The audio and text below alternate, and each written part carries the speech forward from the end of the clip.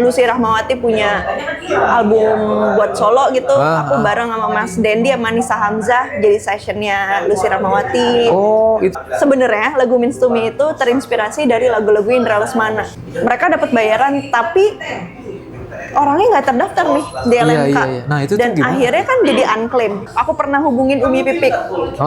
Ustadz Jeffrey punya royalti besar, belum diklaim dan tidak ada datanya waktu itu. Tapi ya, orang-orang kan kayak kesel ya. Ini kan acara keluarga. Harus ditagih juga gitu. Harus ditagih juga gitu. Sebenarnya dia nagihnya itu ke wedding organizer yang mencari uang di situ.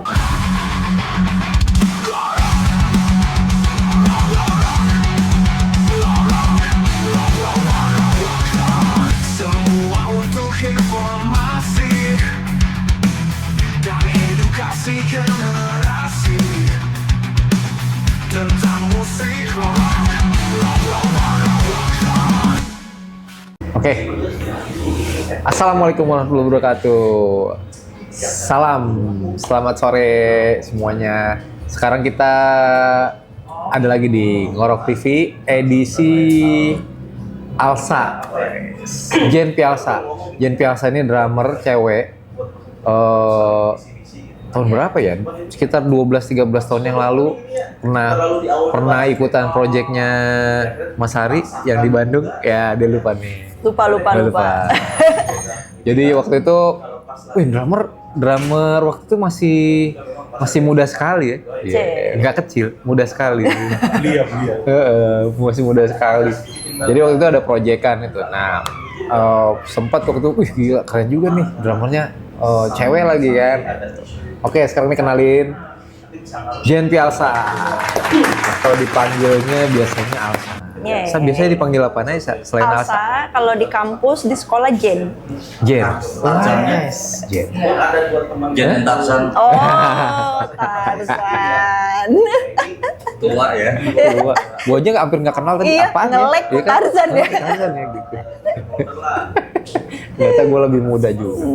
Oke, Sa, apa kabar Sa? Alhamdulillah baik. Lagi aktivitas apa nih sekarang? Main drum, masih session di orkestra, main band sama bass jam, terus juga ngejalanin publisher yang udah dibentuk dari 2020, Backbeat Music. Terus jadi konsultan di beberapa teman-teman musisi juga untuk urusan hukum, industri musik gitu. Jadi ya itu sih kegiatannya sekarang. Gue pengen selain padel. Oh iya, ada kegiatan baru, padel ya, padel. Jadi udah musisi, terus ngerjain hukum musik, terus royalti, sekarang padel. Luar biasa. Oh kawas, bentar, beresin dulu. Kurang ganteng katanya Oj. Iya, lanjut nih. Jadi kita nih, gue sebenarnya bakal penasaran sama balik lagi ya yang lagi diomongin banyak musisi itu kayak hak cipta gitu kan ya. Kan Alsa sekarang di ngurusin juga di Backbeat ya. Backbeat itu publishing ya. Publishing musik lagu. Ya. Publishing lagu. Nah, ntar bisa nih banyak cerita tentang publishing lagunya yang ada di Alsa. Gue mau nanya dulu nih, kenapa pilihnya drum? Oke, sebenarnya sesimpel aku tuh suka musik. Suka musik tapi introvert. Oh. Jadi pengennya ada di panggung, suaranya menggelegar, tapi orangnya nggak terlalu kelihatan. Sebenarnya awalnya sesimpel itu, tapi kemudian kan di perjalanannya aku belajar semua alat musik. Jadi ketika aku les drum, aku juga les bass. Terus setelah 2 instrumen itu aku belajar gitar klasik. Abis itu aku belajar piano, abis itu belajar biola pernah, les vokal juga pernah. Jadi sebenarnya semuanya dicoba, cuman emang kembali lagi ke drum gitu. Mulai umur berapa? Sa? Itu sebenarnya dari umur 8 8 tahun untuk kursusnya. Tapi sebenarnya kepengenan menjadi musisinya itu dari umur 5 tahun udah kepengen banget. Jadi yang pertama udah ngedrum. Iya, pertama memang ya itu kan tadinya sesimpel karena malu di panggung akhirnya main drum, tapi penasaran juga gitu. Oh. Sebenarnya kalau alat musik lain tuh seperti apa sih maininnya, terus apa feel-nya gitu. Karena malu terus gue pakai drum aja di belakang gue Iya, gitu ya. iya. Gitu ya. Sebenarnya simpelnya gitu. Oke. Tapi ya akhirnya pas nyobain semua instrumen balik lagi ke drum sih. Karena memang ya udah deh, kayaknya emang ini nih alat musiknya gitu. Yang pengen aku tekunin. 8 tahun ya, 8 tahun tuh waktu itu apa sih lagunya yang ya misalnya kan biasanya ngeliat siapa gitu kan, walaupun misalkan pengen main, cuman kan ada biasanya gitu ya kalau musisi ya, lihat siapa sih gitu. Jujur lihat Gilang Wayang pertama. Oh ya? Iya. Oh, Gil. Iya. Anda siapa ya? Anda siapa? Saya dulu pernah di wayang. Jadi karena dulu kan ngeliat video klipnya dia masih kecil, terus kayak cool aja gitu main drum gitu. Akhirnya ya penasaran juga. Jadi sejak ngeliat itu ya akhirnya belajar drum lah, minta Oke. sama orang tua gitu.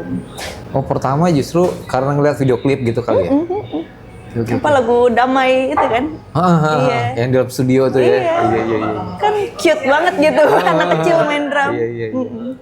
Soalnya kalau cerita drumnya tuh ya Gilang dulu kan powernya juga kecil tapi powernya ada gitu kan. Jadi emang spesial sih. Dan dulu tuh guruku pemain rock kan, Mas Endro.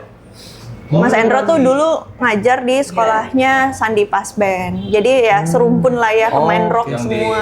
Condet ya? Nah dulu tuh di Depok. Depok kali ya? Dulu apa namanya ritmik ya? Bukan. Ritmik ya? Iya dulu tuh masih ritmik, betul. Bukan yang kandang monyet. Bukan. Bukan. Karena kebetulan tinggal di Depok kan, jadi nyari yang dekat terus ke ritmik. Ya udah, bener-bener di situ digembleng banget power gitu. Terus kadang-kadang nginjek kick aja diulang berapa kali sampai dapat Sampai bok gitu. Padahal waktu itu bayangin kan kelas 3 SD. Gitu. Tapi ya jadi dapat sih, maksudnya nggak yang ngasal-ngasal, bener-bener dijadiin gitu tone drumnya Iya, gitu iya. sama guru. Terus sampai ke yang yang profesional gitu. Itu perjalanannya gimana sih? Misalnya kan lu kan masih kecil banget nih, ibaratnya kelas 3 SD. Iya. Terus sampai dipakai sama dipakai untuk profesional gitu. Jadi pas SD itu setelah di ritmik setahun aku pindah ke Farabi. Farabi itu kan di situ musisinya jazz ya, basicnya pada waktu 2003-an gitu. 2003-an itu musiknya yang bener-bener diajarin di situ adalah jazz. Terus aku bikin grup namanya Starlight, cewek semua. Oh itu Starlight lu ya? Ada Sheila, ada Riko. Terus kita mulai tuh kayak ikut kompetisi Jazz Goes to Kampus. Terus udah gitu ikut Java Jazz gitu-gitu. Jadi dari mulai kelas 5 SD itu emang udah mulai main jazz ya kemana-mana. Ya karena lingkungannya di Farabi ya. Betul. Nah, tapi kalau sessionnya itu mulai SMP. Gita Gutawa dulu pengen punya band perempuan semua sessionnya. Nah aku salah satu yang dikandidatin sama orang Farabi ini untuk. Dulu mah bukan audisi sih, cobain deh gitu. Dia ada murid drum cewek gitu. Ya udah di situ akhirnya membawa aku ke Antasari 80. Antasari 80 studionya Om Erwin. Apa sih namanya? VIP ya? Erwin Gutawa Music Center sekarang. Oh sekarang ya? Dulu VIP ya, benar ya? Apa sih? Bukan ya? Bukan. Oh lain. Ya udah terus di situ main sama Gita. Lagi banyak banget kan manggungnya. Setahun lebih ada kali tour gitu bareng sama Gita. Jadi awalnya aku session tuh sama Gita. Terus di samping itu juga mulai diajak sama Dwiki Darmawan. Oh. Karena kan di Farabi Iya, kan, iya, iya. jadi kalau ada gigs entah itu kayak format kecil, format orkestra itu suka diajak juga sama Om Dwiki dan Mawan. Nah dari Gita, Om Erwin lihat, terus aku diajakin main sama Om Erwin di Oh. orkestranya Om Erwin. Nah dari situ sebenarnya membuka banyak banget networking ya gitu. Akhirnya aku main sama, sempat Lucy Rahmawati punya album buat solo gitu. Aku bareng sama Mas Dendi sama Nisa Hamzah jadi sessionnya Lucy Rahmawati. Oh, itu main sama tahun berapa ya Lucy itu ya? aku SMP sih kayaknya. Iya ya, itu yang Sekitar 2008 2007 kali ada gitu. Terus main sama siapa dulu, Dewi Sandra waktu bikin album solo juga. Terus Andes The Parkour Andes. People ada main bass gitu. Ya pokoknya mulai nge-session sebenarnya dari situ sih SMP. Oh, dari SMP kelas berapa? Kelas 1 ya. Iya, kelas 2-an lah Kelas 2-an ya? mulai sibuknya. Berarti emang tapi kalau dilihat dari listnya sih rata-rata ini ya musisi cewek ya. Jadi kayak artisnya musisi cewek ya rata-rata ya. Jadi emang kayak ngebentuk biar cewek semua nih Iya, gitu kan. iya, gitu. Iya. Itu seru tuh. Terus sampai sekarang gitu si Mas Erwin ya, sampai Kalau sekarang udah mulai nggak aktif sih kalau di Erwin Gutawa. Sekarang tuh lebih banyak di Mas Topati, orkestranya Mas Topati. Terus udah gitu kemarin sempat main sama Ko Aminato Kosin. Yang paling sering sekarang lagi Afif Priyatna tuh Jakarta Concert Orchestra. Sebelumnya sempat beberapa kali di Twilight juga gitu. Oh, itu sempet ya, toilet ya. Apa emang ini ya, maksudnya semuanya kan kalau dilihat rata-rata orkestra ya, gitu kayaknya. Iya. Apa emang ada ini nggak sih, ada apa ya, ada syarat khusus nggak sih? kenapa rata-rata ke orkestra? Menurut Asa ya? Sebenarnya jadi kalau orkestra tuh kan harus benar, pertama ya bisa baca partitur, yang kedua harus disiplin untuk bisa melihat konduktor, yang nantinya konduktor itu kan pasti akan ngedirect semua perjalanan dalam saat misalnya kita main satu lagu gitu, apa aja yang terjadi di situ kan konduktor yang akan ngarahin gitu ya. Jadi sebenarnya hal itu tuh kalau aku ngobrol sama drummer yang nggak biasa main di orkestra sulit sekali gitu. Ibaratnya kita harus fokus main drum, ngebaca, harus denger dan harus ngelihat konduktor. Nah itu memang harus terbiasa sih gitu. Ya udah akhirnya memang nggak semuanya bisa approve main di orkestra gitu. Terus ada lagi tuh band sama Mas Kadek sama Mas ini ya, Mas Fusion Krisna ya, Star. Fusion Star. Itu 2000 Bisa. Sebenarnya dari 2000 berapa ya? Kan albumnya 2015-an ya. Kayak 2 tahun sebelumnya kita udah mulai aktif tuh. Oh, udah jalan ya. Udah mungkin di event-event kali ya. Iya. Nah itu bisa tahu-tahu digabungin ke situ. Kalau Fusion Staff tuh sebenarnya Mas Krisna Siregar, beliau pengen bikin band fusion, kan kalau nggak salah Mas Krisna tuh ngefans banget sama Cikorea ya. Iya. Dia pengen bikin band kayak Cikorea, electric band kayaknya gitu. Dan aku kenal sama Mas Krisna itu dari aku sekolah di ritmik. Oh, udah lama. Jadi lama kebetulan kayaknya Mas Krisna tuh adalah salah satu guru atau ya sering main atau aku lupa sih gitu.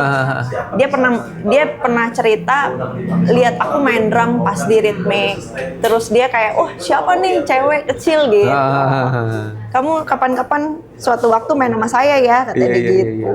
Ya udah kejadian pas tahun 2012-2013 itu ketemu lagi, ayo main yuk gitu. Iya. Main sama Mas Krisna, terus Mas Franky Sadikin waktu itu memang kan jago banget ya dia. Mau nge-slapnya jago, mainnya jago gitu. Mas Franky, Mas Kadek gitu dengan gitarnya yang manis-manis gitu. Buat aku sih itu lengkap sih. Dan Dame deh waktu itu dia belum seaktif sekarang gitu, baru kayaknya masih kurus, masih baru merantau gitu dari Jogja ke Jakarta gitu. Akhirnya kita bentuk band namanya Fusion Staff. Kalau kita lihat nih Fusion Staff ini apa ya, itu lagunya ada lagu-lagu yang ini nggak sih, yang apa yang bikin lo spesial gak sih gitu? Lagunya Fusion stuff tuh ini ya, lagunya tuh ya pastinya idealis, terus udah gitu ya penuh dengan improvisasi juga, karena kan ya gimana pun kita fusionnya lebih ke jazz gitu ya. Terus pemainnya jago-jago banget, jadi kadang-kadang aku tinggal ngejagain aja Frankie Sadikin tuh sudah mengisi banyak sekali ritmis di dalam lagu fusion stuff gitu. Mas Krisna dengan gaya yang bener-bener ala Korea gitu, kemana-mana gitu. Jadi yang paling berkesan di fusion stuff secara keseluruhan adalah aku di situ jaga kandang sih. Jadi kayak aku ngeritem flat aja itu udah menuhin, karena itu ya. isinya udah penuh banget gitu. Iya. Dia tinggal dijagain groove-nya aja tuh. Itu sih yang menarik di fusion stuff gitu. ada kesulitan. Mean to Me berkesan nggak Mean to Me? Means to Me itu berkesan karena sebenarnya lagu Means to Me itu terinspirasi dari lagu-lagu Indra Lesmana. Kalau aku karena Indra Lesmana tuh kalau bikin lagu kan manis ya. Ya udah akhirnya lagi di jalan humming gitu. Ya udah jadi Means to Me. Misum itu lagu lo ya? Laguku. Jadi nulis sendiri. Jadi di album pertama kan Fusion Stuff tuh ada 2 album. Album pertama itu laguku yang komposisiku itu Means to Me judulnya. Yang kedua itu judulnya Somewhere. Jadi kalau misalnya teman-teman dengerin lagu Fusion Stuff di 2 album itu yang karyaku itu manis sendiri sih biasanya. Ketahuannya yang bikin cewek sendiri nih. Gitu. Nah itu semua ada ini nggak, ada kesulitan nggak sih antara lu main di band sama main di kayak orkestra gitu? Sebenarnya Apa lu maksudnya lu lebih menikmati apa juga? Yang mana juga? semuanya aku nikmatin sih, soalnya gini, kalau di orkestra aku sangat menikmati bunyi-bunyian. Kan selain ada strings, ada woodwinds, ada brass section, ada classic percussion gitu. Itu kan bunyi-bunyian itu kan mereka bermain bersautan, harmonisasi gitu kan. Jadi ketika aku latihan aku ngedengerin itu semua tuh enaknya tuh. Jadi aku main drumnya tuh bisa kayak nempelin aja. Misalnya violinnya ada fill in, terus aku tinggal fill in bersamaan sama mereka. Itu kayak memicu aku untuk ngisi seperti apa di lagunya itu. Kalau band itu lebih compact tapi lebih bebas karena bunyi-bunyiannya tuh nggak detail ya.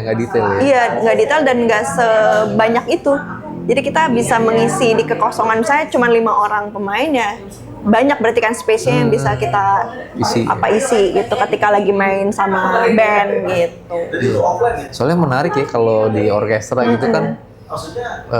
Ya gue nggak tahu ya, kalau yang gue lihat aja kayak doanya di sini, ntar re-nya dia yang megang gitu, kayak gitu ya. Gininya loh, jadi strings tuh kalau aku pribadi. Ya, soalnya lu di belakang kan, lu bisa denger semua kan. Gitu. Kayak rasanya tuh kadang-kadang stringsnya steady di sini tapi ada bunyi-bunyiannya di sini loh. Entah itu flute, entah apa gitu. Itu enak banget sih. Itu yang dinikmatin ya itu. Banget. Jadi ketika lagi kemarin nih baru beres konser anime sama JCO, Jakarta Concert Orchestra. Aku selalu minta monitorku tuh pakai ya entah gitu pakai mixer kecil atau pakai wireless, pokoknya pengen pakai earphone. Jadi ntar di sini tuh bunyi-bunyiannya banyak, enak banget deh. Jadi bisa keliling di sini, keliling di ini gitu ya. Itu jadi tuh gua. Itu pasti aku pengen semuanya dikeluarin gitu. Jadi pengennya semuanya dengar, aku bisa dengar semuanya gitu. Jadi aku bisa kayak berdialog sama semua instrumennya. Nah itu salah satu ini kali ya, salah satu poin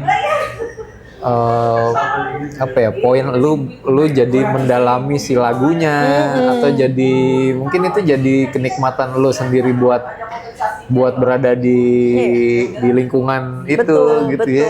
Jadi nggak cuma main gitu. Betul. Jadi ya itu ya, kayak drummer tuh nggak cuma drummer tuh nggak cuma main doang gitu. Tapi itu harus saling dengerin. Karena harusnya kompos juga kan. Iya itu lagi. Orang kan punya album sendiri kan. Iya betul. Soalnya Arsa ini tipikal orangnya thinker. Tinker. Ya kan? Ini kayak konseling psikologi. Yoi. Pemikir dia, mikir gitu. Terus nih, gue lagi agak belok nih ke hak cipta nih sekarang nih, karena hak cipta itu sekarang menarik, cuman lagi banyak kerikilnya gitu ya. Kalau menurut gue ya, karena kan gue kompos juga gitu, ngaransemen juga, jadinya satu harus hati-hati ya sekarang ya. Make note juga harus hati-hati, ntar tiba-tiba ada yang tuh punya gue gitu. Iya, belum lagi ada AI. Ada AI juga, ya kan itu ya. Nah itu juga hal menarik yang baru nih sekarang kan ya. Nah sekarang nih gue pengen tanya untuk yang di hak cipta itu sebenarnya publishing itu apaan sih gitu? Maksudnya kita ngerjainnya tuh apa aja sih gitu? Oke. Publishing itu tugasnya mengelola hak cipta lagu. Mengelola itu banyak sih yang dikerjain. Yang pertama, yang pastinya kita harus punya metadata. Metadata tuh gini, misalnya misalnya lagu Best Jam, bukan pujangga gitu ya. Kita harus tahu, oh ini judulnya bukan pujangga, liriknya apa. Maksudnya lirik tuh, karena lirik itu juga kan kita harus daftarin untuk untuk nge-collect royalti liriknya ya. Terus komposernya siapa aja. Nah komposer itu kan nggak cuma 1-2 ya, kadang-kadang kayak Best Jam aja bertujuh gitu kan. Nah itu juga masing-masing komposer berapa persen. Jadi sehingga untuk kita ngeklaim royalti di digital misalnya 100%, itu nggak saling konflik karena mereka masing-masing sudah membagi satu lagu itu kan 100%, sudah membagi rata misalnya kayak gitu, atau pokoknya nggak boleh lebih dari 100%. Terus udah gitu kita harus mendaftarkan seperti International Standard Recording Code-nya, SRC-nya. Itu fungsinya, jadi siapapun yang menggunakan lagu itu akan terdetek sehingga si publisher itu bisa collect royaltinya. Terus ada lagi namanya ISWC, itu lebih ke musical works-nya. Nah itu juga sama, kode itu yang akan membantu publishing untuk kita nge-collect by system. Karena bayangin berapa banyak konten, berapa banyak penggunaan di digital, itu kita nggak bisa manual kan untuk memonitor itu. Jadi kita harus punya si 2 kode itu supaya kita bisa collect by system. Kode itu tadi ISRC sama ISWC ya, ISWC. Gitu. Nah, itu penting tuh. Jadi publisher itu yang akan ngurusin itu, yang untuk digitalnya. Kalau non digitalnya tuh kayak misalnya komposer kan pasti akan bingung ya. Misalnya Mas Angga, aku mau pakai lagu kau buat film, pasti bingung. Aduh, berapa ya rupiah yang harus di offer, kontraknya gimana, takut dibohongin gitu. Terus misalnya invoicingnya seperti apa, terus pengaturan penggunaannya tuh harusnya bisa sejauh mana aja. Itu kan sebenarnya untuk musisi juga jadi text time ya. Jadi dengan harapannya dengan publisher itu si musisi tinggal fokus berkarya. Jadi nanti si publisher yang akan taking care of itu semuanya, administrasi gitu, staffnya. Jadi nanti kalaupun ada penggunaan dari PH agency untuk menggunakan lagu tersebut, ya udah tinggal hubungin publisher gue aja gitu. Oke. Nah, berarti tugasnya publishing tuh mengkolek termasuk ke YouTube dong? Iya, termasuk YouTube, Spotify, TikTok, Meta. Oh, jadi kalau yang sekarang kan ini yang awam ya, gue sebagai awam. Antara publishing dengan publisher itu bedanya apa sih? Kan ada yang sama ya? Sama kok. Oh, jadi beda penyebutan aja. Oh, oke. Jadi pengkolekannya sebenarnya sama. Iya, yang perlu dipisah-pisahin adalah karya rekaman sama lagu itu beda. Jadi gini, banyak orang yang salah persepsi. Jadi orang anggap kita masuk agregator, dapat royalti, udah selesai. Padahal apa namanya royalti yang kita dapat dari agregator itu sebenarnya dari karya rekamannya aja. Sedangkan kita sebagai komposer lagu itu kita belum dapat royalti kita karena hanya dari agregator ya, di mana itu hanya mengkolek royalti rekaman. Oke. Jadi kita harus bergabung sama publisher supaya kita bisa kolek royalti si komposisi lagunya. Oke. Itu baru lengkap.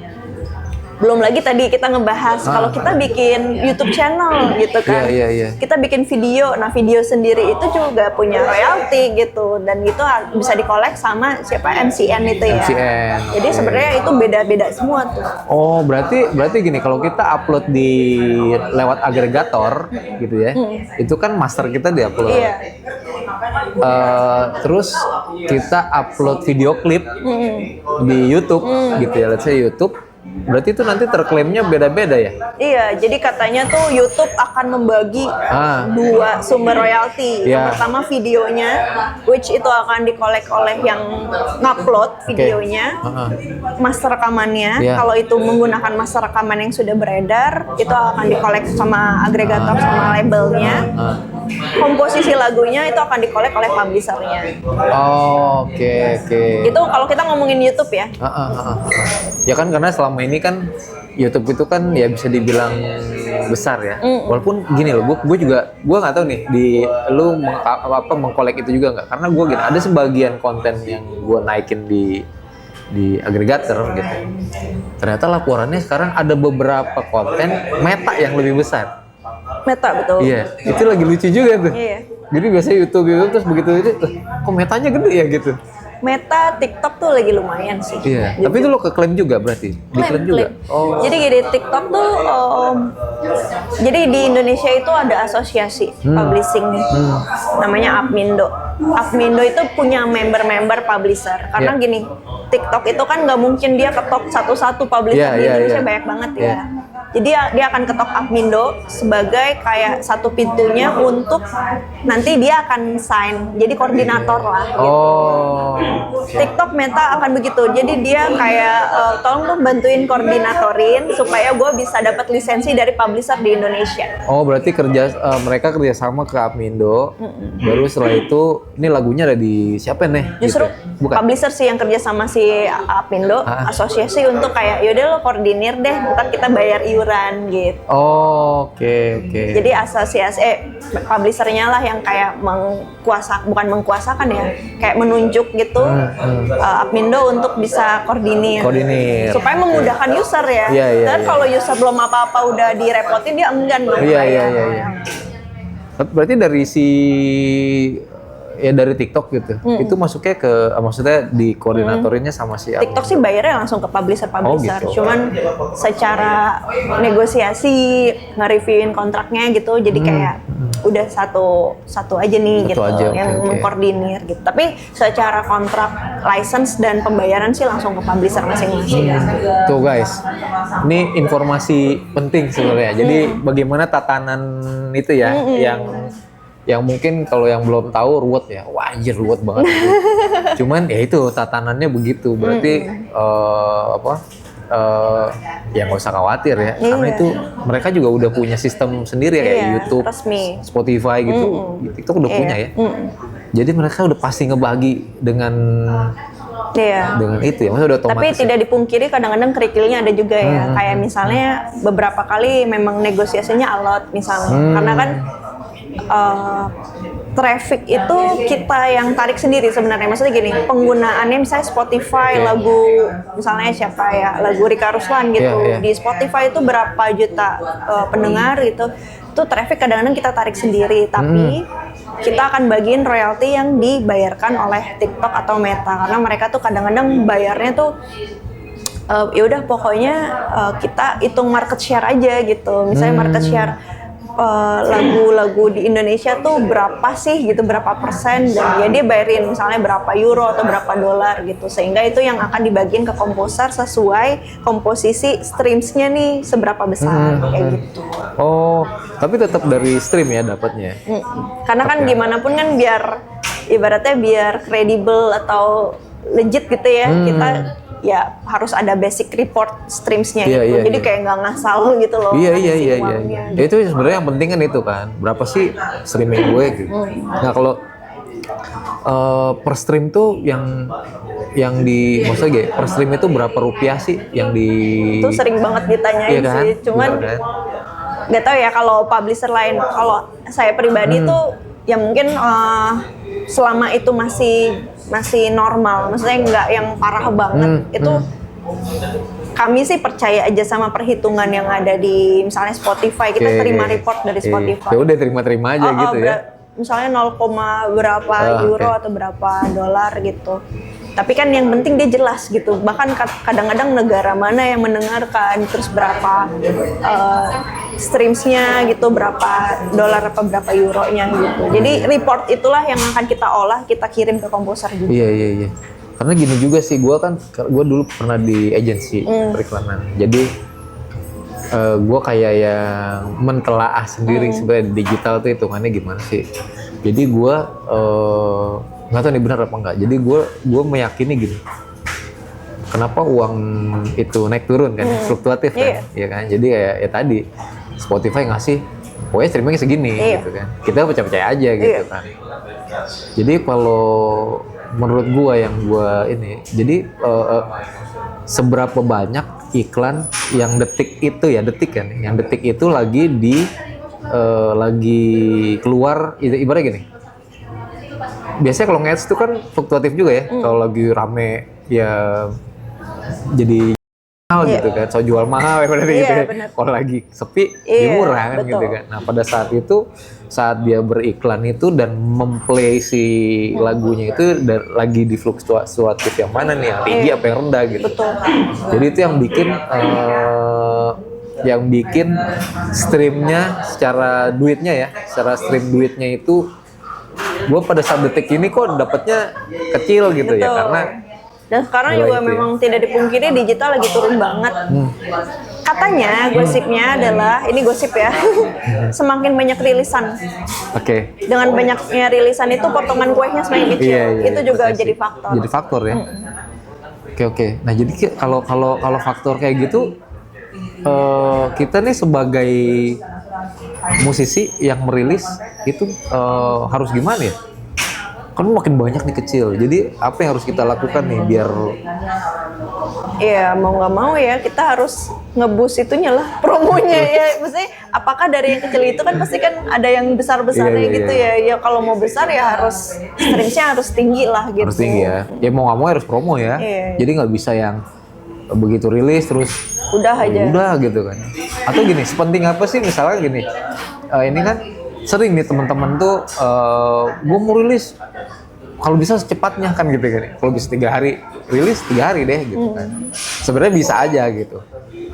Tapi kalau misalnya dari agregator sendiri kan kalau bisa 2 minggu sebelumnya, 3 minggu sebelumnya gitu kan. Karena biar bisa di pitching gitu kan. Nah, menurut lu sepenting apa sih? Maksudnya sepenting apa kita ikut pitching, terus kita dapat playlist sama yang buru-buru, terus ya udah rilis aja.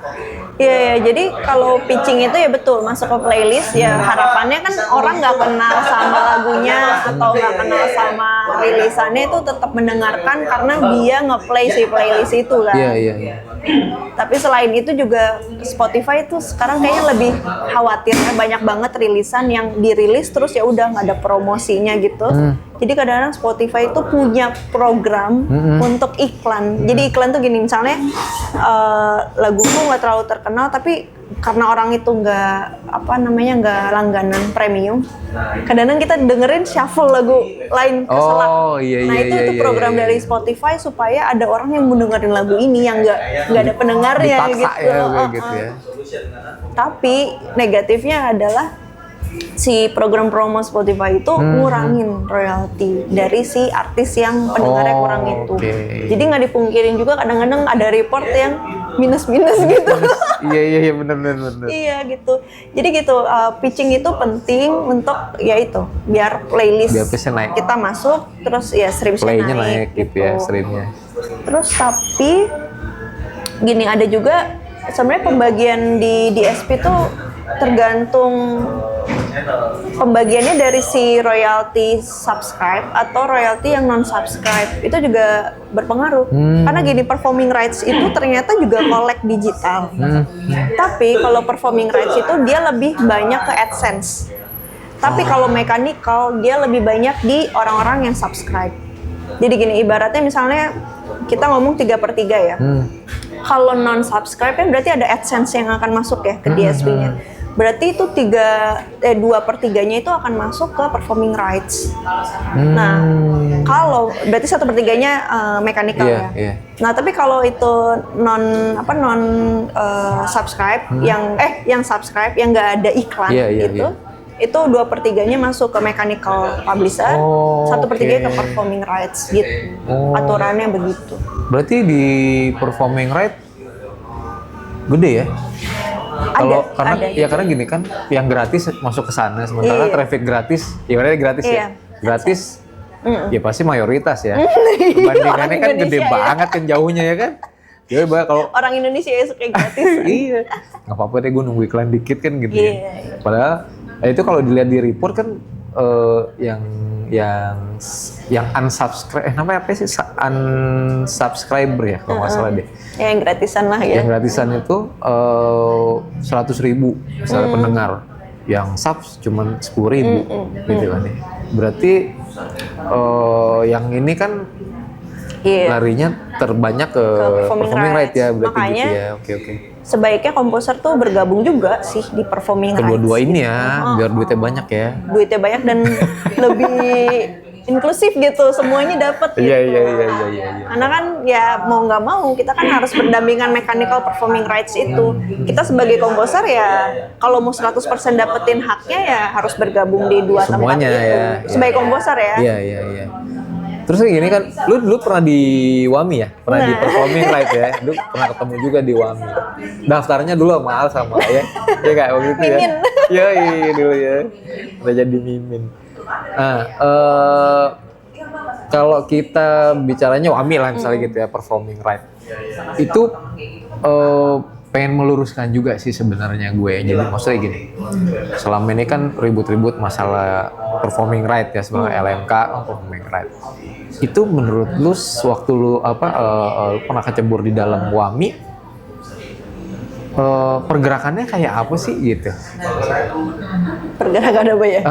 Maksudnya tuh secara apa ya? Secara traffic bagaimana? Apakah dari let's say dari digital platform ini bener bayarnya gitu? Masuknya bener kah gitu kan?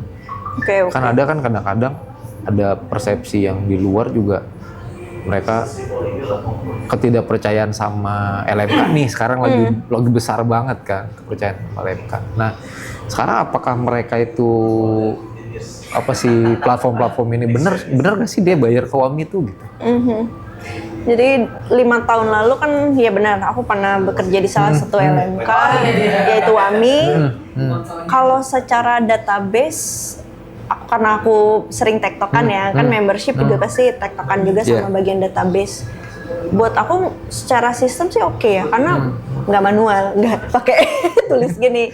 Bener-bener ada sistemnya yang mereka gunakan untuk database itu.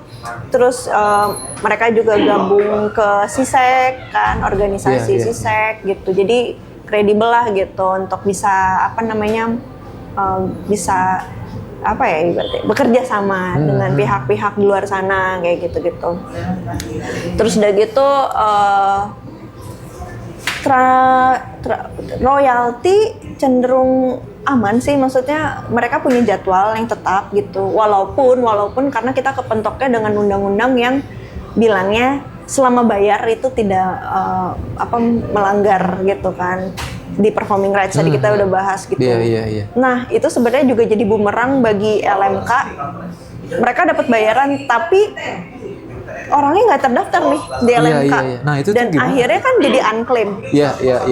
Ya, jadinya kesannya kita nggak membayarkan haknya gitu. Nah, itu yang waktu aku bekerja, nggak tahu sekarang ya, waktu aku bekerja itu ditahan sampai 2 tahun. Tahan sampai 2 tahun, kalau nggak ada yang ngeklaim bagi rata. Bagi rata ke komposer juga gitu. Iya. Makanya kadang-kadang waktu aku kerja di sana setiap setahun sekali pasti ada aja orang yang nanya, ini royalty reportnya mana? Ya nggak ada, karena ini adalah minimum royalty yang kalian dapat dari 2 tahun royalty yang unclaim, yang nggak ada pemiliknya. Oke. Jadi ada, let's say gini, sebenarnya ada nilai, ada nominal yang unclaim juga ada, yang terklaim udah pasti ada Iya. ya. Nah yang unclaim ini berarti ditungguin nih. Ditungguin 2 tahun. 2 tahun. Nah ada nggak sih gini?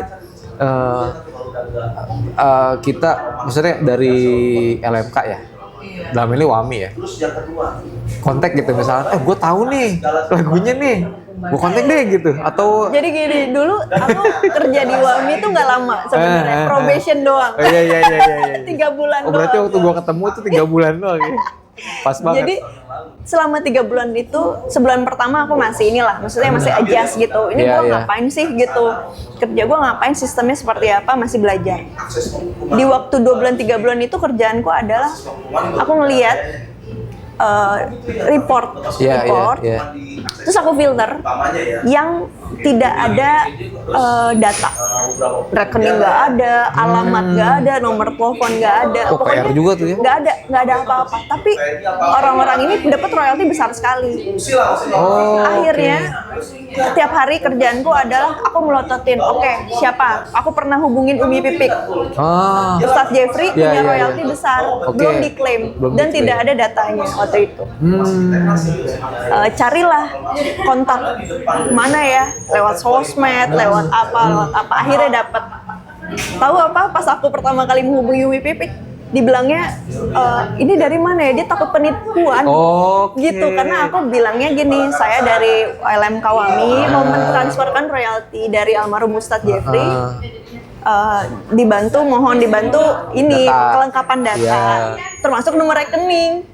Tuh, takut dong Oh, gitu. oke. Akhirnya ya waktu itu kalau nggak salah aku suruh telepon aja ke nomor kantor supaya percaya gitu. Dijelasin pelan-pelan, akhirnya dia ngirim semua data-data, nomor rekening, terus akhirnya terdaftar juga. Begitu ditransfer baru, oh ternyata almarhum Ustadz Jeffrey punya royalti sekian. Iya. Itu kan jadi simpenan yang Betul, benar-benar terus ada juga, kaget. aku lupa, gitaris Armada yang lagi sakit, siapa ya namanya, aku lupa. Itu juga sama, aku mencari kontaknya, kalau nggak salah lagi sakit, jadi dia lagi off, lagi sakit, tapi royalti dia tertahan juga, tidak ada datanya gitu. Datanya nggak ada sama Nggak sekali. ada. Akhirnya hubungin, akhirnya cair, ya lumayan ya gitu, Iya, apalagi iya, lagi iya, sakit iya, gitu iya, kan. iya. Siapa lagi ya, pokoknya banyak deh. Jadi kerjaanku tuh adalah bolak-balik nyari kontak, terus ke finance, report royalti susulan supaya cair. Jadi Iya, tapi iya. finance pun kooperatif gitu. Oke, jadi ditransfer langsung. Jadi nggak menunggu jadwal reporting, mereka transfer. Dan nggak yang nahan-nahan berarti gitu ya. Enggak. Misalnya gitu kan, karena misalnya ya mungkin ada sebagian juga ya yang mikir, wah jangan-jangan nih dikepin terus bagi-bagi sama anggota. Waktu kan ada zamanku gitu kan. bekerja Iya. itu sih enggak. Iya, Jadi iya, iya. aku minta susulan ya gitu. Ya oke gitu ditransfer. Gitu. Jadi mungkin gini ya, selama ini SOP itu emang ada ya, gitu ya. Ya kayak dari waktu lu di sana kan, ya mungkin ya akhirnya ke sini-sini kan ya harusnya ada ya, terus bisa berjalan ya. Jadi kita bisa meluruskan, sedikit Iya, meluruskan. iya. Kalau sebenarnya LMK dalam hal ini WAMI itu pun berusaha juga kok, Iya, gitu kan ya. betul. Yang nggak terklaim juga ya dihubungin juga, Iya, gitu kan ya. iya. Kayak gitu, soalnya banyak juga yang teman-teman di daerah terutama kan itu bener-bener nggak ngerti banget kan. Itu pasti kan ya setengah nggak percaya lah. Betul. Tapi dia pengen masuk gitu. Iya. Kayak gitu-gitu. Gitu terus tapi sekarang update-nya adalah semua pembayaran itu menjadi satu pintu akhirnya ke LMKN. Oke. Oh. Terakhir tuh kan karena aku aktif juga jadi konsultan hukum di nggak cuman komposer atau musisi ya, kadang-kadang penyelenggara acara juga aku bantu nanya soal lisensi ini gimana ya gitu, bayarnya kemana gitu. Iya. Jadi sekarang yang tadinya panitia penghimpunannya itu dibagi-bagi, jadi kayak dulu kan konser orang taunya bayar ke WAMI Iya, karena iya. itu memang LMKN menunjuk WAMI untuk ngurusin si konser-konser, pembayaran konser. Oke. Nah semuanya sekarang dibalikin ke LMKN. LMKN. Jadi LMKN benar-benar satu pintu ngurusin mulai dari pembayaran konser, pembayaran dari tempat usaha yang nge-play musik gitu, semuanya dari LMKN. Dan terakhir-terakhir ini sih lumayan agresif ya, karena ada beberapa teman-teman yang bikin showcase kecil-kecil tuh dikasih surat. Oh, Surat cinta, oke. penagihan Iya, iya, iya, gitu. iya, iya. Mereka kaget gitu. Aku bilang, sekarang gitu bro, sekarang tuh LMKN sendiri yang pegang. Oke. Dan sekarang mungkin komisioner dan pengawasnya juga lumayan concern karena kemarin banyak polemik gitu Iya, ya. iya, iya. Orang komposer banyak yang nggak puas dengan kinerja performing rights. Ya udah, sekarang ya jadinya efeknya adalah dari yang kecil, showcase kecil di kafe sampai yang besar itu pasti disuratin kalau belum bayar gitu. Terus itu gue sih ada juga apa teman-teman yang ya karena mereka belum mengerti masalah ini, jadi nanyanya ke gue kan. Nah itu nah ini alhamdulillah nih ada jawaban. Jadi kalau dapat surat itu apa yang harus dilakukan? Karena gini, kafe-kafe kan ya kecil-kecil dia, ada yang kecil lah, ada yang waktu itu ada yang temen, ada yang punya kafe dangdut, dia akhirnya curhat, bro, gue nggak segitunya bro, penghasilan gue, masa gue harus berbagi Iya. gitu. Nah, yang dilakukan apa? Misalnya setelah dikasih surat itu, apa yang harus kita lakukan? Apakah kita nego atau apa gitu, atau gimana gitu? Gue kayak di warung Iya ya. kan? Oke.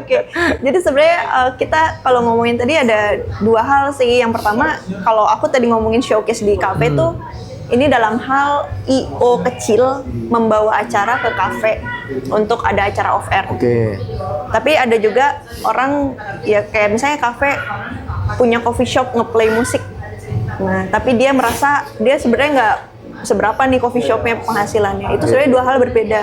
Kalau yang tadi pertama itu berarti CEO berarti IO ini harus bayar ke LMKN atas konser off air-nya. Oke. Tapi kalau kita ngomongin usaha yang kayak gini nge-play musik, oke. berarti si yang punya kafe yang harus membayar ke LMKN karena itu performing rights yang berbeda ya. Ini satu konser, satu tempat usaha yang nge-play musik. Iya. Nah gitu. Nah kalau kita ngomongin konser, berarti itu ada dua jenis. Yang pertama kalau berbayar, kita tinggal report penjualan tiketnya berapa, itu dikali 2% bayar ke LMKN.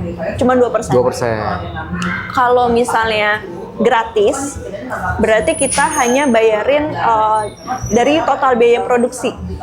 Total biaya produksi kali 2%. Misalnya nih, ternyata si artis nggak dibayar karena dia promo, berarti Oke. 0. Nah, Nggak apa-apa, 0 aja bilang ke elemen, kita nggak bayar artis. Kita promo nih misalnya Promo, gitu. kita nggak bayar artis, oke 0. Terus biaya sewa tempat, kita kerjasama kok nggak ada bayar ke venue gitu, berarti nolin lagi. Terus misalnya lighting udah ada dari kafenya, terus sound system udah ada dari kafenya, berarti kan misalnya produksinya 0 gitu. Iya. Ya mungkin adalah kayak runner gitu misalnya.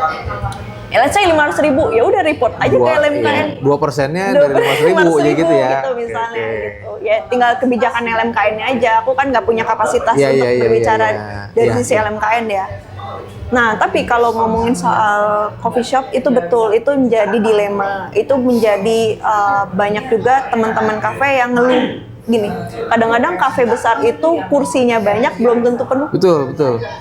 Sedangkan LMKN itu performing rights tarifnya itu dari kursi. Oh, per kursi ya. Per kursi 60.000. 60.000 per kursi. Misalnya nih ada 10 kursi, 6 kali 60.000 itu untuk setahun. Oh, setahun. Setahun. Oke, itu guys. Jadi satu kursi 60.000 setahun gitu ya. Bukannya Bukannya per bulan. sebulan gitu kan ya. Jadi memang harus disisihin sih gitu.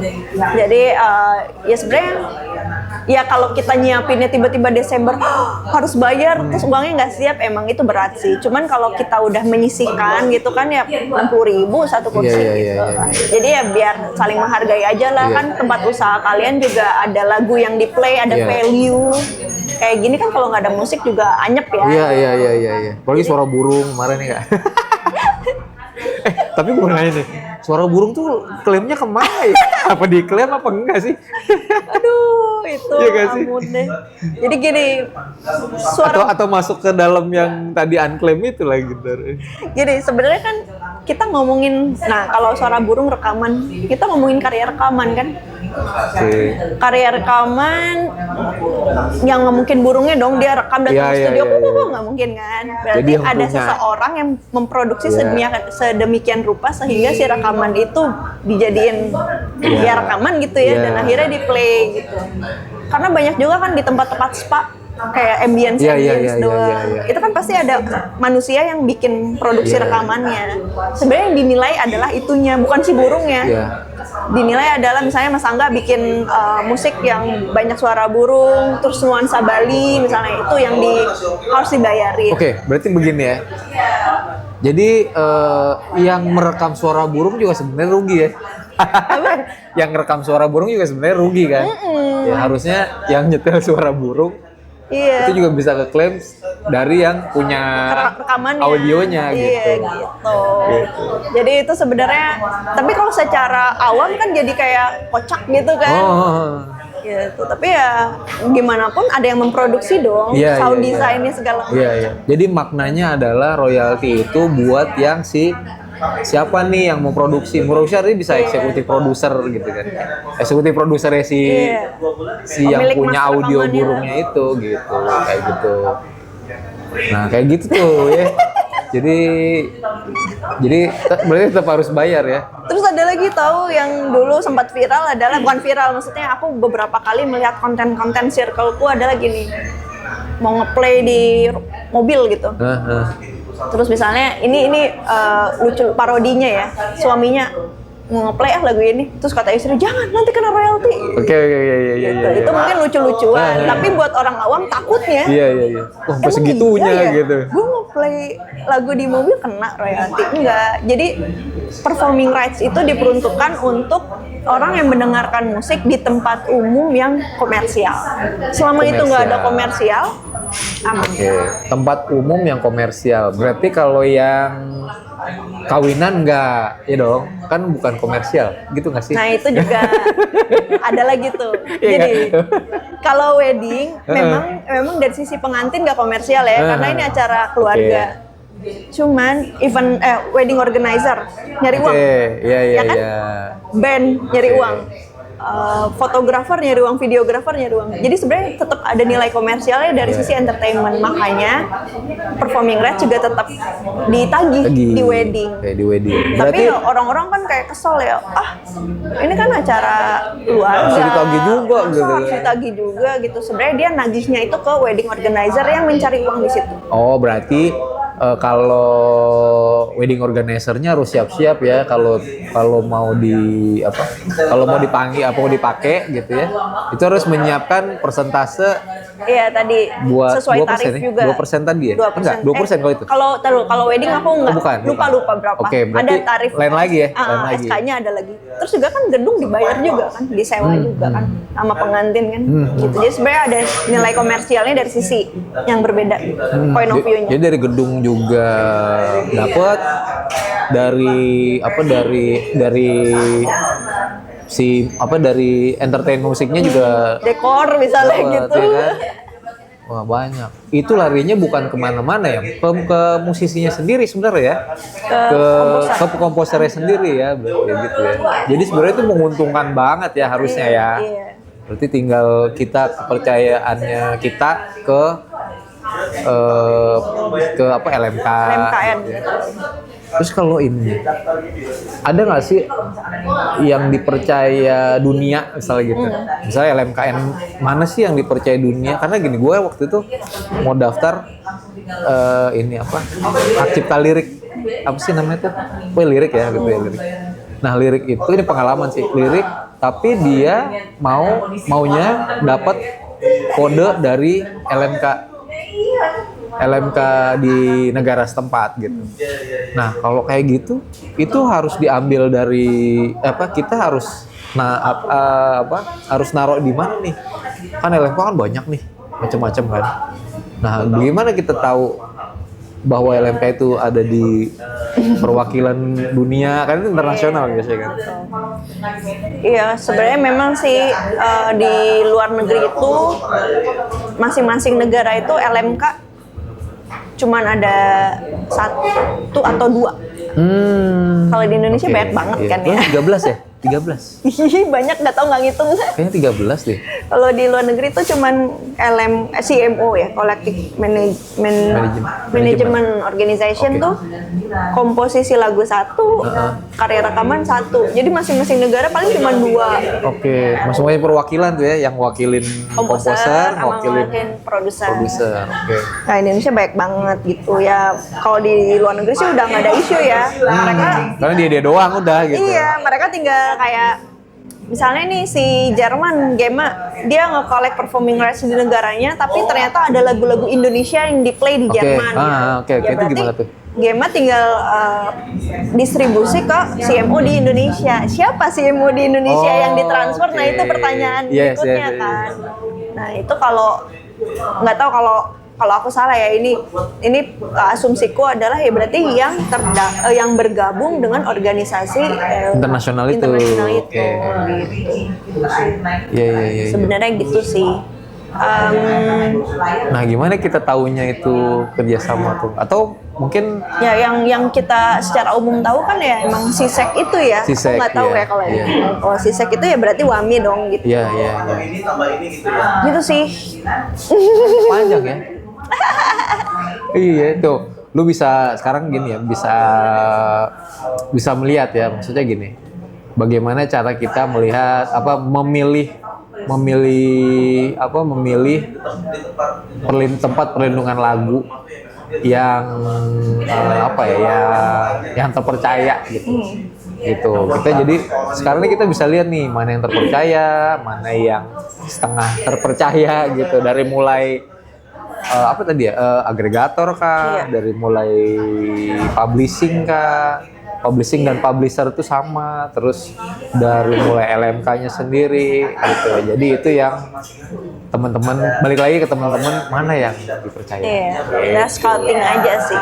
Sebenarnya kalau LMK itu kan sebenarnya di atas LMK itu ada LMKN Ya. yang akan ibaratnya mengkoordinir semua pemasukan performing rights untuk dibagikan ke LMK gitu. Sebenarnya buat aku sih yang penting kita nyaman komunikasinya sama Betul, LMK yang mana. Setuju sih, setuju. Terus percayanya sama LMK yang mana, dari sistem kerja reportingnya seneng sama yang mana. Pokoknya cari yang ternyaman, disitulah kita bisa nitipin karya kita gitu. Begitu juga publisher di Indonesia banyak banget. Tapi cari aja yang paling bikin kalian nyaman bekerja sama. Karena gini, kadang-kadang kita nitipin karya tapi komunikasinya aja nggak lancar kan, pasti kan Setuju. bikin kita jadi gondok sendiri, terus nanya informasi ini lama, jawabnya Pertamanya dong ya. Ayo Iya. ikut gua gitu. Terus Begitu jadi- masuk blok dulu, susah banget nih. terus mau nanya apa-apa susah, Betul. reporting kok ditungguin nggak datang misalnya, terus ada miskomunikasi ternyata rekeningnya lain, nyatetnya salah. Itu kan sebenarnya hal-hal yang bisa ditanggulangi dengan komunikasi yang lancar Iya. gitu. Itu juga penting. Jadi di mana kita menitipkan yang benar-benar komunikasinya lancar dan terpercaya dan nyaman tentunya gitu. Ya kalau agregator sih sama sih, basically kayak gitu. Tapi sebenarnya yang paling krusial adalah itu LMK dan si publisher ya. Kalau Iya, agregator iya. banyak banget sekarang dan Banyak kayaknya semua sistemnya sama kok gitu kan. Dan cenderung lebih nggak complicated sih daripada publisher dan Iya. LMK. Karena baginya ya cuma nama dia doang gitu, Iya, cuma satu ya. Betul gitu. Oke, oke, Jadi kita nggak usah jauh-jauh mikirin soal dia kerja sama luar negeri apa nggak usah sejauh itu. Yang penting ya udah kita percaya apa enggak sama LMK dan publisher ini. Jadi Itu semua juga balik lagu lagi ya. kita kan pasti konsumen terbanyak pendengarnya di Indonesia juga Iya, sih iya, sebenarnya iya. gitu. Iya. Bahkan kayaknya lagu-lagu di luar negeri juga seneng sama pasar Indonesia Iya, karena benar. selain masyarakatnya banyak banget Iya, ya gitu, dan semua dengerin musik gitu. Bener. Justru malah ininya ke sini ya. Nitipnya malah banyakan ke sini. Iya betul. Gitu. Wah gila nih, banyak banget hari ini. Oh ini, Kalau ada yang nanya, kalau ada yang gue mau nanya nih lebih jauh sama Alsa gitu, itu kemana? Sering kok udah bisa ke IG gitu ya. Oke. Aku biasanya suka cek-cekin DM IG atau ke Backbeat Music, IG Backbeat Music. Biasanya aku tuh sangat-sangat open sama teman-teman yang mau belajar gitu ya. Jadi pasti misalnya nih kalau lewat Backbeat gitu ya, nanti Backbeat Music yang akan ngaturin gitu jadwal Zoom gitu, biasanya Oke. online gitu ya. Nggak nungguin harus berapa orang, nggak. Kadang-kadang satu orang aja aku ladenin sih, karena aku senang banget bisa diskusi ya. Kadang aku juga menggali informasi dari komposer Betul, tersebut betul. gitu. Betul. Bagaimana sebenarnya keadaan, karena kan nggak cuma di Jakarta ya, kadang di daerah juga itu gimana kondisinya Masalahnya dan lain-lain. apa, gitu Kayak ya. gitu. Terus kita bisa bantu apa kayak gitu. Itu aku seneng banget. Jadi bisa ke Instagramku @jenvialsa atau ke Backbeat Music. Tuh, Gitu. tinggal DM aja ke IG-nya Jen Pialsa sama Backbeat Musik. Iya, Ya, gitu. tuh, bisa lu mau, tapi kayaknya kalau mau ngumpul dulu kali ya kan, mau Zoom gitu, lu bikin dulu 10 orang, 20 orang, jangan sendirian. Sendirian mah namanya chatting. Gitu. Jadi Iya. kumpulin dulu, mungkin di daerah mana gitu ya, bisa langsung di DM ke Backbeat Musik atau Jen Pialsa. Iya. Ntar diaturin jadwalnya. Iya, betul. Gitu. Wah gila, banyak banget nih. Gue juga jadi belajar nih. Ini bener-bener belajar gue. Gue juga seneng nih kayak gini-gini gitu. Kenapa? Jadi gue belajar, oh gini ya gitu Iya, risetnya. benar. Jadi semuanya emang harus harus belajar ya, karena bisnis musik nih ternyata luas banget gitu kan ya. Betul gitu. Dan agak kompleks. Benar agak kompleks. Yang satu lagu ada 5 pencipta, nanti Yes. satu ribut, jadi nggak dapet semuanya gitu ya, bisa Betul, gitu ya. betul. Nah, jadi begitu teman-teman. Jadi Ngorok TV ini juga nggak yang cuman ngerok doang, tapi kita bikin edukasi teman-teman yang mau berbisnis musik, kayak apaan sih bisnis musiknya. Yes. Ini hari ini menarik banget sama Alsa. Gue terima kasih banget sama Alsa. Hari ini panjang lebar, ada 2 jam kali ya. Ada 2 jam loh. Bener. Masa sih? Iya. Nggak berasa? Nggak berasa. Jadi terima kasih teman-teman Oke. yang sudah nonton. Terima kasih banget Alsa. Terima kasih, Hari ini Mas Angga. janjiannya, kemarin janjian langsung oke gitu. Oke lah. Ya, alhamdulillah. Terima kasih juga teman-teman produser, ada Razi, ada Mas Vendra, editor kita. Terima kasih juga tempatnya nih, ada Sweet Oven Bakery. Ini kita biasanya kita di sini nih karena enak, cozy tempatnya, rotinya enak, harganya murah. Betul, murah banget. Iya kan? Oke teman-teman, assalamualaikum warahmatullahi wabarakatuh. Semua untuk informasi dan edukasi kenal.